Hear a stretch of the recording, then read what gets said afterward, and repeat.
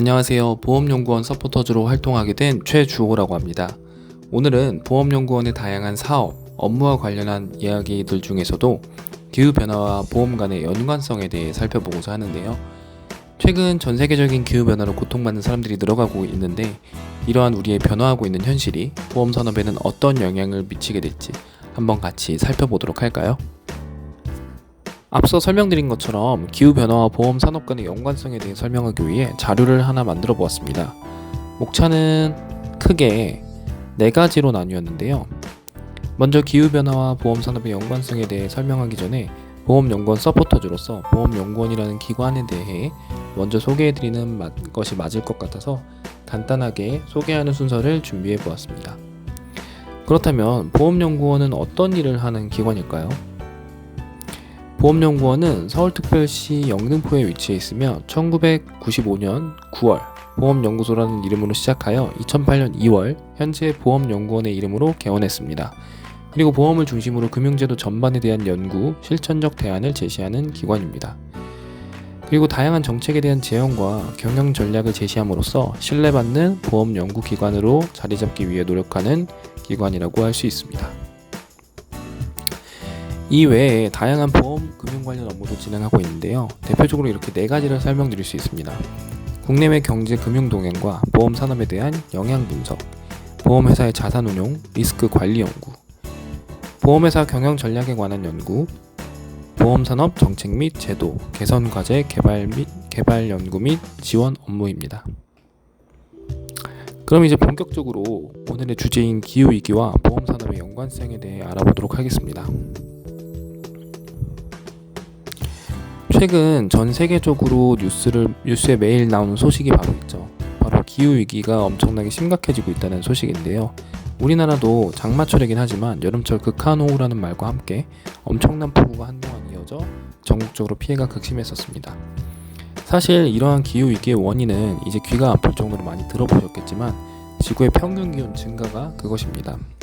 19세기 대비 지구의 평균 기온은 1.2도가 상승했는데 이로 인한 이상기후 현상이 증가하고 그리고 이로 인한 물리적, 경제적 피해 규모가 확대되고 있다고 할 수 있습니다. 글로벌 컨설팅 업체 맥킨지의 연구 결과에 따르면 2020년 전 세계 GDP의 2% 규모의 경제 손실이었던 것이 2050년에는 4%로 200%나 증가할 예정이라고 합니다. 이러한 기후변화로 인한 위험은 보험 산업의 측면에서 2가지 위험적 측면을 분석할 수 있습니다. 먼저 첫 번째는 물리적 리스크입니다. 기후변화로 인한 해수면 상승 등 추세 변화로 자연재해가 증가하고 이로 인한 인명, 재산 피해가 발생하는데 이로 인해서 자연스럽게 경제적 손실이 증가하게 됩니다. 현재보다 기후변화가 덜 극심했던 2017년에도 전 세계적으로 3,300억 달러의 기후위기로 인한 손실이 발생했고 이는 마찬가지로 보험 손실액의 증가를 불러와 1,300억 달러의 손실을 기록했다고 합니다. 즉 자연재해가 발생하면 국가경제 인프라 사용 중단으로 인한 경제활동이 위축되고 그리고 이로 인한 경제적 생산성이 저하되며 결과적으로는 금융시장 전체로의 위험 전이 가능성이 존재하게 되는 것입니다. 그리고 두 번째는 전환 리스크의 측면입니다. 기후위기에 대응하고자 전 세계가 힘을 합친 파리 협정 이후에 저탄소 경제를 지향하는 정책적 전환이 시작되었는데요. 이는 저탄소 기술에 대한 유인을 제공하고 결과적으로 기존 산업의 리스크를 높이는 효과를 가져왔습니다. 새로운 변화로 산업의 기술 주도권이 바뀌고 이로 인한 기업가치 변동이 금융시장에 반영된 거죠. 이렇게 변화된 기업가치는 결국 시장 리스크를 높이게 되었습니다. 결국 기후위기를 극복하기 위한 기술적 전환으로 인한 기업가치의 변동이 금융시장에 미치는 영향에서 보험산업도 결코 자유로울 수 없다는 뜻으로 해석하시면 되겠습니다.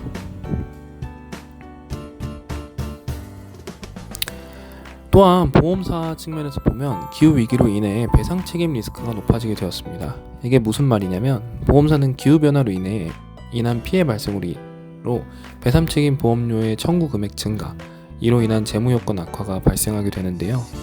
예를 들어서 더워진 날씨 속에 근무하던 노동자가 쓰러져서 건강에 이상이 생기고 그리고 이에 대해 기업이 혹시나 소송이 걸리게 되면 결과가 어떻든 간에 만약에 결과가 나쁜 쪽으로 나오게 되면 배상 책임에 대한 가능성이 생기게 되는 것인데, 이는 곧 보험사에서 지급해야 될 보험료로 이어질 수 있다는 뜻이죠.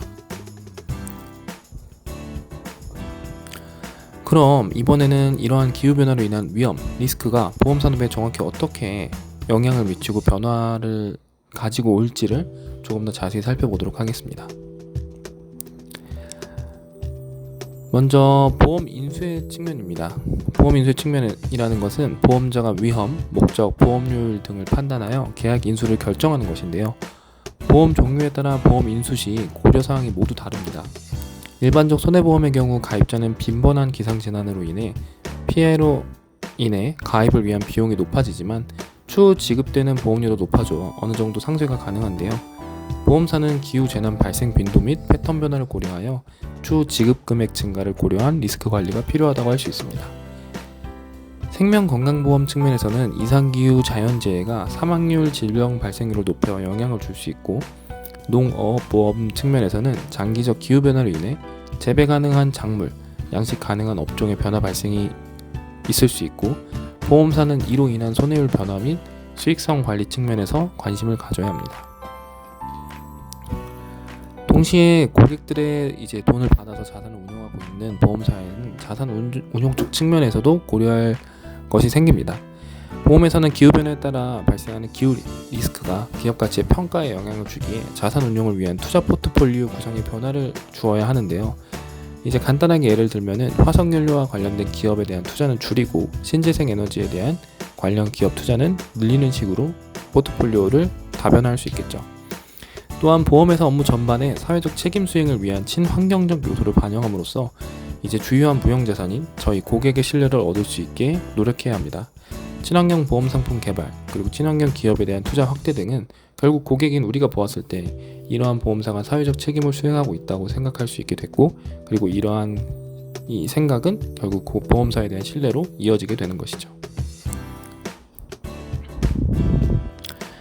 네, 이제 마무리를 해볼까 하는데요. 오늘은 이렇게 기후변화와 보험산업의 측면에 대해 간단하게 살펴보았습니다.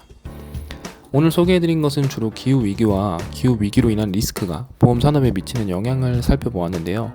더욱더 빈번하고 강하게 발생할 기후 리스크와 관련해서 리스크를 관리하는 산업인 보험산업에 대한 영향이나 관심이 점차 증가하고 있는 가운데, 보험금을 지급하는 보험사 입장과 지급받아야 하는 소비자 간 서로 윈윈할 수 있는 방법에 대한 지속적인 탐색이 필요할 것으로 생각되고 있습니다. 오늘 준비한 영상은 여기까지입니다.